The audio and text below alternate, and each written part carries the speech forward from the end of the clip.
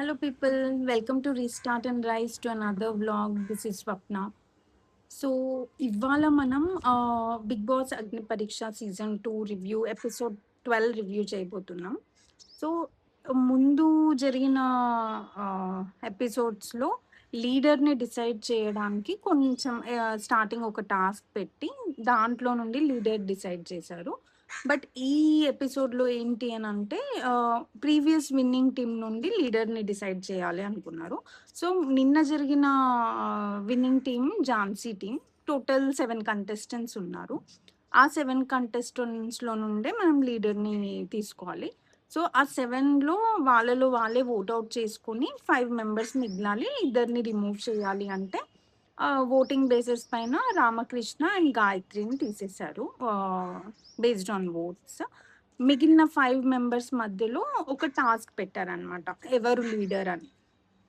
So నిన్నటి వరకు like team task కాబట్టి 2 టీమ్స్ ఉండే, బట్ ఇవాళ దాంట్లో 3 టీమ్స్ అయ్యారు. సో ఈ 5 మెంబర్స్కి పెట్టిన టాస్క్ ఏంటి అంటే డ్రెస్ ఛాలెంజ్. లైక్ ఒక్కొక్కరికి ఒక్కొక్క కాస్ట్యూమ్ ఇచ్చారు. అక్కడ ఒక 5 డఫల్ బ్యాగ్స్ ఉన్నాయి. ఎవరన్నా ఏదన్నా పిక్ చేసుకొని అది పర్ఫెక్ట్గా వేసుకొని ఎవరు ఫాస్ట్గా వచ్చారు అన్నది చూస్తున్నారు. సో ఇందులో ఫస్ట్ ఝాన్సీ వచ్చింది, చాలా క్విక్గా వచ్చింది. నెక్స్ట్ మిథిలేష్ వచ్చాడు, ఆఫ్టర్ దాట్ హేమంత్, తర్వాత ప్రియా, దెన్ లాస్ట్లో దీపక్. సో మిథిలేష్ ఏంటంటే యాప్రెన్ సరిగ్గా వేసుకోలేదు. సో దానివల్ల తను సెకండ్ వచ్చినప్పటికీ రోల్ అవుట్ చేసేసారు. సో 3 లీడర్స్ వచ్చేసి ఝాన్సీ, హేమంత్ అండ్ ప్రియా ఉంది. సో వీళ్ళ ముగ్గురి మధ్యలో టాస్క్ అనమాట. సో ఝాన్సీ ఫస్ట్ వచ్చింది కాబట్టి తనకు చాయిస్ ఇచ్చారు, నీ టీం మెంబర్స్ని నువ్వే సెలెక్ట్ చేసుకో అని చాయిస్ ఇచ్చారు, బికాస్ తను ఫస్ట్ వచ్చింది కాబట్టి.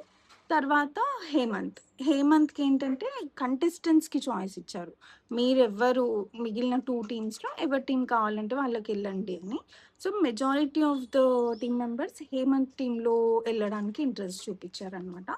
అప్పుడు హేమంత్కి చాయిస్ ఇచ్చారు, ఎవరినన్నా నీ టీంలో వద్దు అని అనుకోవచ్చు అని.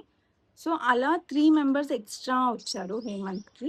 సో హేమంత్ అపూర్వ, రాజ్ కుమారి అండ్ గాయత్రి వీళ్ళు ముగ్గురిని తీసేశాడు. సో అక్కడ తను చెప్పిన రీజన్ ఏంటి అంటే అపూర్వ మాటల్లో అంత లాజిక్ అనిపించదు అని. సేమ్ విత్ గాయత్రిది కూడా మాట్లాడే విధానం అంత లాజికల్గా అనిపించదని వాళ్ళని తీసేశాడు. కమింగ్ టు రాజ్ కుమారి, తనకు అంత తెలివి లేదు అన్న పాయింట్ చెప్పాడనమాట. సో దానికి రాజ్ కుమారి చాలా రియాక్ట్ అయింది, బికాస్ తెలివి లేకుండానే లైక్ 3 గ్రీన్స్ వచ్చాయా, నేను first vote appeal, first fire card ఇవన్నీ చేశాను. అది కూడా నిజమే, లైక్ తన పాయింట్ కూడా నిజమే. ప్రతిసారి ఆల్మోస్ట్ తను ఆడిన ఎవ్రీ టాస్క్లో బెస్టే ఇచ్చింది. అండ్ నిజంగానే ఫస్టే ఇవన్నీ ఫస్ట్ గ్రీన్స్ వచ్చింది తనకి, ఫైర్ కార్డ్ వచ్చింది తనకి, ఓట్ అపీల్ కూడా దాంట్లో కూడా చాలా క్లెవర్గా ఓట్ అపీల్ తీసుకుంది. సో తెలివి తక్కువ అనడానికైతే లేదు. సో తను అక్కడ అది యాక్సెప్ట్ చేయలేదు. నువ్వు నాకు నచ్చవు అని చెప్పు, నేను యాక్సెప్ట్ చేస్తాను, బట్ ఇది మాత్రం యాక్సెప్ట్ చేయను అని తను చేయలేదు. చాలా స్టర్న్గా ఉండే. దాని తర్వాత 3 టీమ్స్ డివైడ్ అయ్యాం. మిగిలిన కంటెస్టెంట్స్ అందరూ ప్రియా టీం. ఎవరైతే మిగిలిపోయారో వాళ్ళందరూ Priya team, because Priya third వచ్చింది కాబట్టి. సో 3 టీమ్స్ డివైడ్ అయిపోయిన తర్వాత సో ఈ 3 టీమ్స్కి టాస్క్ కండక్ట్ చేయాలి. ఏంటి అంటే 5 గేమ్స్ పెట్టారనమాట. So 3 teams like score card అనేది ఒక బోర్డ్ పైన వేశారు. సో 3 టీమ్స్కి 5 గేమ్స్ కండక్ట్ చేస్తారు. ఈచ్ గేమ్లో ఒక్కొక్క ప్లేయర్ రావాలి, అంటే ఒకే ప్లేయర్ 2 గేమ్స్ ఆడొద్దు, ఒక్కొక్క ప్లేయర్ ఒక్కొక్క గేమ్ ఆడాలి. అండ్ వాళ్ళ టీమ్ లీడర్ ఇష్టం, ఏ గేమ్కి ఎవరిని సెలెక్ట్ చేయాలి అన్నది లీడర్ చాయిస్ అనమాట. సో అప్పుడు ఫస్ట్ గేమ్ వచ్చి క్వశ్చన్, లైక్ జడ్జెస్ ఒక పర్టికులర్ క్వశ్చన్ అడిగితే సో, ఈ 3 టీమ్స్ నుండి ఒక్కొక్క మెంబర్ ఎవరైతే వస్తారో వాళ్ళు ఆన్సర్స్ రాయాలి. But answers should be unique అనమాట. ఒకళ్ళు రాసిన ఆన్సర్ ఇంకొకళ్ళు రాస్తే లైక్ ఎవరికైతే యూనిక్ ఆన్సర్ రాసారో వాళ్ళకి 30 పాయింట్స్. రిపీట్ చేసిన వాళ్ళకి తక్కువ మార్క్స్ లైక్ 20 పాయింట్స్. అట్లా 30, 20, 10 అనమాట. ఒకవేళ అందరూ ముగ్గురు యూనిక్ నేమ్స్ రాసారనుకో ముగ్గురికి 30 పాయింట్స్. ఎవరైతే ఒకళ్ళు యూనిక్ రాసి ఇద్దరు సేమ్ రాస్తే 30, 20, 20 అలా అనమాట. So, series of games conduct చేశారు. లైక్ లాస్ట్‌లో ఎవరి స్కోర్ ఏ టీమ్ స్కోర్ అయితే హై ఉంటది వాళ్ళు ఆ టీమ్ విన్నర్ అనమాట. అయితే ఫస్ట్ గేమ్‌లో లైక్ బేసిక్ క్వెషన్స్ అడిగారు. Like which animal gives milk అంటే మనం జనరల్‌గా అయితే అందరూ లైక్ కౌ, బఫెలో ఇవే రాస్తారు. సో, అలా రాస్తే ఏంటి అంటే రిపీటెడ్ నేమ్స్ ఉంటాయి. లైక్ రిపీటెడ్ ఆన్సర్స్ ఉంటాయి. సో, అలా రిపీట్ రాస్తే స్కోర్ తగ్గిపోతది. సో, యూనిక్‌గా ఆలోచించి మాత్రమే రాయాలి దీనికి ఆన్సర్స్. సో, ఈ పర్టిక్యులర్ క్వెషన్‌కి మిథిలేష్ ఏమో వైల్డ్ బోర్ రాసాడు. అపూర్వ వచ్చి డాంకీ రాసింది. అండ్ అమన్ ఏమో హిప్పోపోటమస్ రాసాడు. తనకసలు క్లారిటీ కూడా లేదు. ఇఫ్ హిప్పోపోటమస్ మిల్క్ ఇస్తదా లేదా అని. బట్ ఏదో ఆహ్, అడ్డిమారు గుడ్డి షాట్ లాగా జస్ట్ అలా రాసేసాడనమాట. సో, ఫ్లూక్‌లో అది కరెక్ట్ అయిపోయింది. సో, అట్లా కొన్ని క్వెషన్స్ అడిగారు. నెక్స్ట్ క్వెషన్ ఏంటి అంటే like which fruit is yellow in colour? Mostly అందరూ మ్యాంగోనే రాస్తారు. సో, మనం యూనిక్‌గా ఆలోచించి వేరే ఏదన్నా రాయాలి. సో, ఇక్కడ ఆహ్, లాజిక్ ఏంటంటే అందరూ యూనిక్‌గా ఆలోచించాలి అని బేసిక్‌వి రాయడం అందరూ మిస్ అయిపోయారు. మేబీ ఎవరన్నా ఒకళ్ళు అన్ని బేసిక్ ఆన్సర్స్ రాసుంటే అన్ని 30స్ ఆల్ 30స్ వచ్చేవేమో అని నాకనిపించింది. యూనిక్ ఆన్సర్స్ అని యూనిక్‌లోనే సేమ్ ఆన్సర్స్ రాసిన సిట్యుయేషన్స్ కూడా ఉన్నాయన్నమాట. నెక్స్ట్ ఏంటి అంటే who is the over confident contestant according to you అన్నది ఒక క్వెషన్ అడిగారు. సో, అందులో ఓవర్ కాన్ఫిడెంట్‌గా లైక్ కొంతమందున్నారు. బట్ దెన్ ఇక్కడ ఇంటెలిజెంట్‌గా అయితే అపూర్వ అండ్ మిథిలేష్ వాళ్ళ ఆన్సర్ లైక్ వాళ్ళ ఆన్సర్‌ని చూస్తే వాళ్ళు ఇంటెలిజెంట్ అనే అర్థమవుతుంది. బట్ ఈ పర్టిక్యులర్ రౌండ్‌లో ఆ ఆన్సర్ రాయడం వల్ల వాళ్ళకి స్కోర్ తగ్గింది. ఎందుకు అనంటే అమ్మనేమో ప్రియా నేమ్ రాసాడు ఓవర్ కాన్ఫిడెంట్ అని. రియాలిటీలో మేబీ ప్రియా కొంచెం ఓవర్ కాన్ఫిడెంట్‌గానే అనిపిస్తుంది. సో, అది కరెక్ట్ ఆన్సరే కాబట్టి అంటే కామన్ ఆన్సర్ అది. యూనిక్ ఆన్సర్ అయితే కాదు. ఇంకొకటేంటి అనంటే మిథిలేష్, అపూర్వ, రోహిత్ నేమ్ రాసారు. రోహిత్ యాక్చువల్లీ తను ఓవర్ కాన్ఫిడెంట్ కానే కాదు. బికాజ్ మిథిలేష్‌తో ఆర్మ్ రెస్లింగ్‌లోనే గెలిచాడు. స్టిల్ తనకి ఓవర్ కాన్ఫిడెన్స్ అనేది లేదు. రోహిత్ నేమ్ జనరల్‌గా ఎవరు రాయరు ఓవర్ కాన్ఫిడెన్స్ అని. బట్ వీళ్ళు ఎవ్వరు రాయరేమో అన్నట్టు వీళ్ళు రాసారు. బట్ అన్‌ఫార్చునేట్‌లీ అది సేమ్ ఆన్సర్ అయిపోయింది. సో, ఆన్సర్‌ని చూస్తే వీళ్ళు కొంచెం ఇంటెలిజెంట్ అన్నట్టు అనిపిస్తుంది. బట్ స్కోర్ అయితే రాలేదు. అమన్ ఎందుకో ఇక్కడ కొంచెం బుర్ర తక్కువ లాగా అనిపించింది. ఈ పర్టిక్యులర్ టాస్క్‌లో. ఫిజికల్ గేమ్స్ అవన్నైతే చాలా బాగా ఆడాడు. ఇప్పటివరకి ఆ గేమ్స్ అన్నీ బానే ఆడాడు. బట్ ఈ మెంటల్ స్ట్రెంత్ గేమ్‌లో లైక్ అస్సలు బాగా ఆడలే అనిపించింది. అంత మెంటల్లీ నాట్ వెరీ స్ట్రాంగ్ అన్నట్టు నాకనిపించింది. Next moving to second game. అదేంటంటే ఒక క్రికెట్ టీమ్‌ని పిలుచుకొనొచ్చారు. ఇది రియల్ క్రికెట్ టీమ్ కాదు. ఒక dummy cricket team type create చేసి వాళ్ళకి ఈచ్ పర్సన్‌కి ఒక నేమ్, జెర్సీ నంబర్ అండ్ వాళ్ళ స్పెషాలిటీ లైక్ బౌలరా, బ్యాట్స్‌మనా, రైట్ హ్యాండ్ బౌలరా, లెఫ్ట్ హ్యాండ్ బౌలర్ ఇట్లా వాళ్ళ speciality. So, each member like చాలా మెంబర్స్ 11 మెంబర్స్ అలా 11, 12 మెంబర్స్ ఉన్నారు కాబట్టి ఆహ్, అవి గుర్తుపెట్టుకోవడం చాలా కష్టం. సో, అందరూ వచ్చారు. ఓన్లీ వన్ టైమ్ ఇంట్రడక్షన్ అయిపోయింది అంతే. సో, ఇది ఏంటి అంటే మనం గుర్తుపెట్టుకోవాలి. మెమరీ రిలేటెడ్ అనమాట. సో, దీపక్ దగ్గర ఆల్రెడీ ఫైర్ కార్డ్ ఉంది. సో, ఈ ఎపిసోడ్‌లో ఫైర్ కార్డ్ వచ్చేసి స్కిప్ ద రౌండ్. సో, దీపక్‌కి ఆప్షన్ ఇచ్చారు. If you wanted to use the card అని.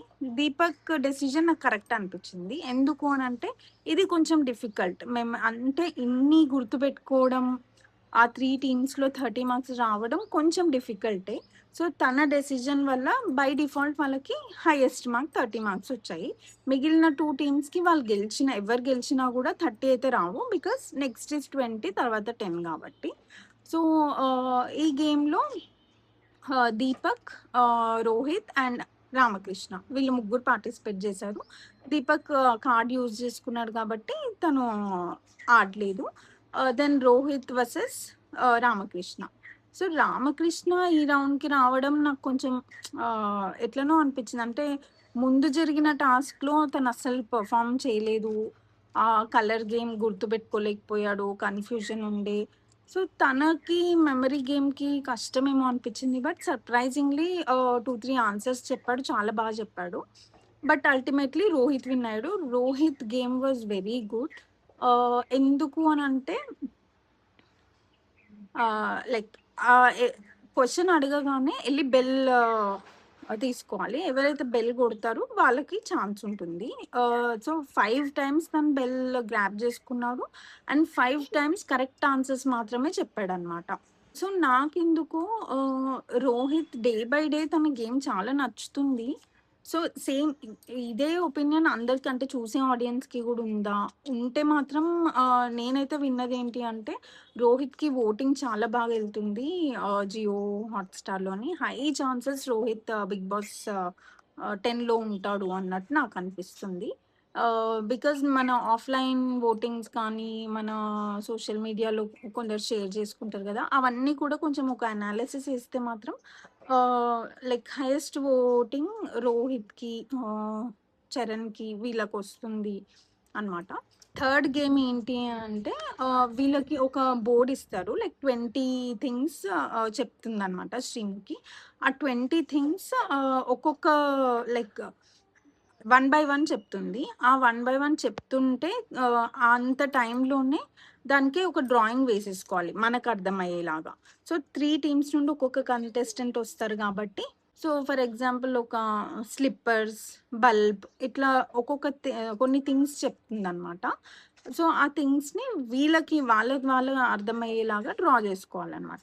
అండ్ ఆ డ్రాయింగ్ వెంటనే చెప్పడం వల్ల కొన్ని స్కిప్ అయ్యే ఛాన్సెస్ గూడా ఉన్నాయి. సో, అట్లా ఒక 20 థింగ్స్ కంటిన్యూగా చెప్తే వాళ్ళు డ్రాయింగ్ ఏసేసుకుంటారు. ఆ 20 బ్లాక్స్‌లో ఈ బొమ్మలన్నీ ఏసేసుకుంటారు. సో, తర్వాత ర్యాండమ్‌గా చిట్స్ పెడతారు. చిట్‌లో ఏ నంబర్ ఉంటే ఆ నంబర్‌కున్న థింగ్ ఏంటి అన్నది కరెక్ట్‌గా చెప్పాలనమాట. ఎవరైతే అన్నీ కరెక్ట్ జెప్తారో వాళ్ళకి 30, నెక్స్ట్ 20, 10 అట్లా అనమాట. సో, ఇందులో ఝాన్సీ గేమ్ చాలా చాలా బాగా ఆడింది. సో, తనకర్థమయ్యేలాగా ఆల్ 20 బొమ్మలేసేసుకుంది. ఏ నంబర్ ఒస్తే ఆ నంబర్ లైక్ అడిగిన ప్రతి క్వెషన్‌కి కరెక్ట్ ఆన్సర్ చెప్పిందనమాట. ఈ పర్టిక్యులర్ గేమ్‌లో సృష్టి ఆడిన గేమ్ కొంచెం డిసప్పాయింటింగ్‌గా అనిపిచ్చింది. బికాజ్ ముందు కలర్స్ గేమ్‌లో అది తను 50% పెట్టి బావుండే. తను విన్ అయింది. సో, తను ఈజీగా ఇవన్నీ చెప్తదేమో అన్నట్టు నాకనిపిచ్చింది. బట్ తన పెర్ఫార్మన్స్ మాత్రం ఇవాళ అస్సలు బాలేకుండే.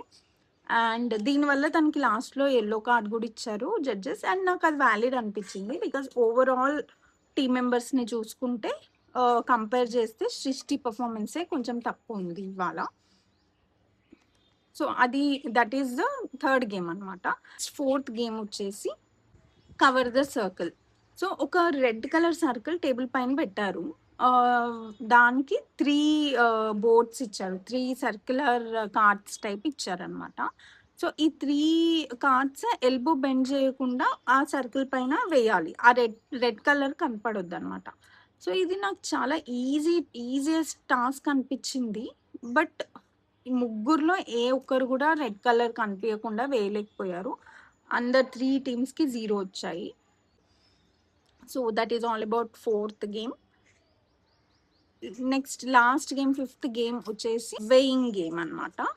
సో, వాళ్ళకి ఈచ్ టీమ్‌కి ఒక్కొక్క కంటెస్టెంట్స్ వస్తారు గదా! 8 బాల్స్ ఈచ్ ఇచ్చారనమాట. సో, ఈ 8 బాల్స్‌లో ఒక హెవీ వెయిట్ బాల్ ఉంది. సో, ఫస్ట్ స్టార్టింగ్ నేనేమనుకున్నా అంటే హెవీ వెయిట్ అంటే కొంచెం ఆహ్, హాఫ్ కేజీ, 1 కేజీ అలా ఏమన్నా ఉంటదేమో. సో దట్ హ్యాండ్స్‌లో మనం ఇట్లా వేయి చేస్తుంటే తెలిసిపోతది గదా! అలా అనుకున్నా. బట్ అది గ్రామ్స్‌లో ఉంది. 40, 50 గ్రామ్స్ లైక్ అంత తక్కువ డిఫరెన్స్‌తో మనం హ్యాండ్‌లో చాలా కష్టం. అంటే ఆల్మోస్ట్ సేమ్‌గానే అనిపిస్తాయి. అంత డిఫరెన్స్ ఉండవు కాబట్టి ఐడెంటిఫై చేయడం కష్టం. సో, వేయింగ్ మెషిన్ వాళ్ళకుంటుంది. తులాభారం టైప్ ఉంటది గదా! తక్కెడ అంటారు. అది ఆల్రెడీ ఇస్తారు వాళ్ళకి. బట్ అది ఓన్లీ 2 టైమ్స్ యూజ్ చేయాలి వీళ్ళు.